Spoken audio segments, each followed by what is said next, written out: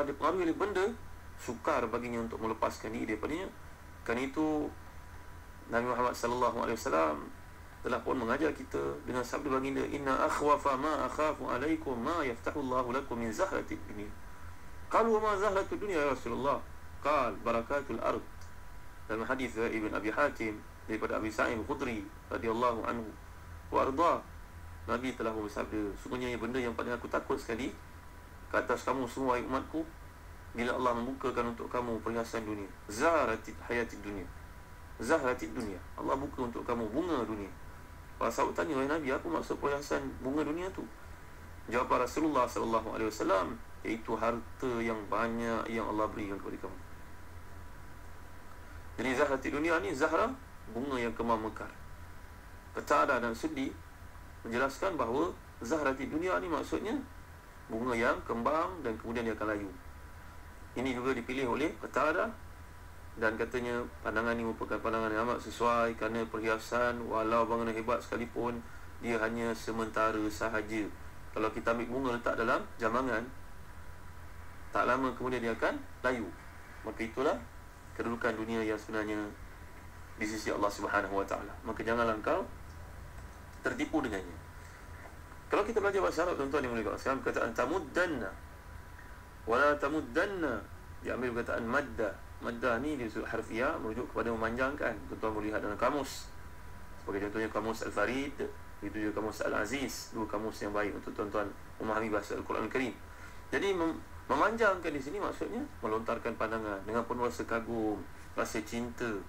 Jadi dari sini larangan boleh kita fahami sebagai larangan untuk menaruh perhatian yang luar biasa, keinginan yang mendalam, rasa takjub pada perhiasan dunia yang terutamanya dimiliki oleh orang yang derhaka kepada Allah Subhanahu Wa Taala. Kuliah lalu kita telah bincang al-ata la ya'ni al-ikram, wal man'u la ya'ni al-ihana. Pemberian yang Allah beri kepada setengah golongan, janganlah kamu harapkan ia menjadi tanda sayang Allah kepadanya. Tidak, sebaliknya. Allah beri pada Firaun, kemudian Allah tarik balik semua. Allah beri kepada Nabi Sulaiman. Nabi Sulaiman sabar dan mengetahui merupakan ujian oleh Allah SWT.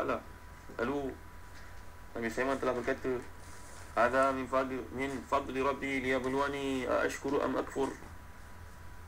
Kadang-kadang ada setengah orang ditulis ayat ni pada bangunan dia yang besar, wisma dia yang besar, premis dia yang hebat. Hadza min fadli rabbi. Kita biasa lihat perkataan ni dekat hotel-hotel di Tanah Suci Mekah sebagai contohnya, dan Madinah. Itu dia besar, hadza min fadli rabbi. Ini merupakan kata-kata Nabi Allah Sulaiman agar dia ingat pemberian Allah SWT ni di dunia bukanlah tanda sayang.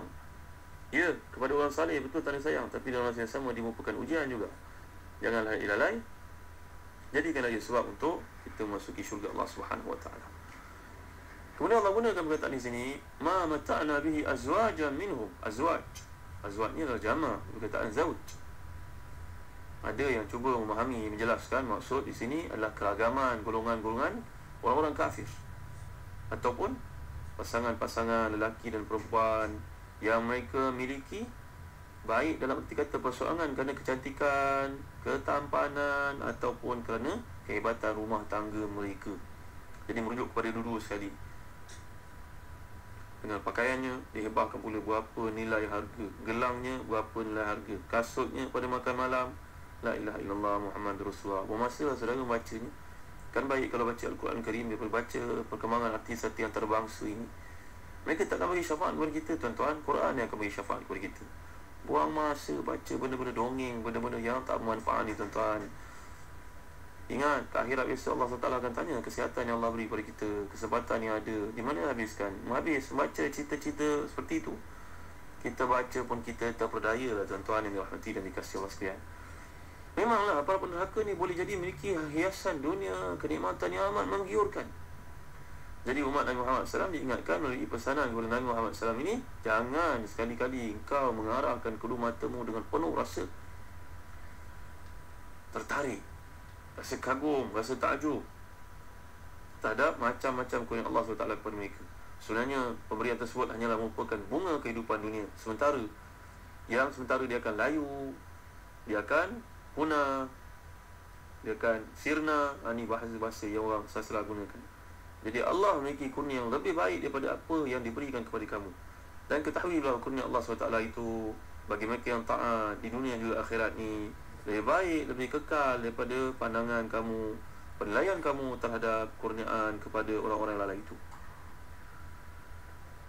Kata Rabbik dalam ayat ini, warizqu Rabbik, rezeki daripada Tuhanmu, mengisyaratkan bahawa apa yang dianugerahkan oleh Allah SWT itu benar-benar baik, impaknya baik bagi orang yang menerima.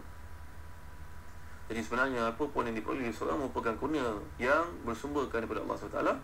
Tapi kalaulah ia diperoleh dengan sumber yang haram, pastilah ia akan memberikan kesan yang buruk dalam kehidupan di dunia, dan lebih malang lagi kalau berkeadaan seperti itu di akhirat. Tuan-tuan yang dimuliakan Allah sekalian, jadi inilah yang harus kita faham, yang sepatutnya kita faham daripada ayat peringatan untuk Nabi Muhammad SAW ni. Bukan secara spesifik ni per Nabi semata-mata, lebih penting lagi kepada orang macam kita ni untuk faham bahawa anugerah Allah SWT ni lebih besar. Janganlah kamu terkejut melihat apa yang Allah berikan itu. Kamu pun kagum, kamu pun cuba nak dapat apa yang daripada mereka. Mereka mendapat daripada mana pun, membujur lalu melintang sapu.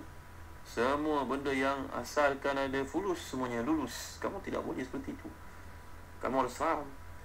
Katakan Ibn Mas'ud radhiyallahu anhu, akhirat besok rezeki yang halal itu dihisab, yang haram itu akan diazab.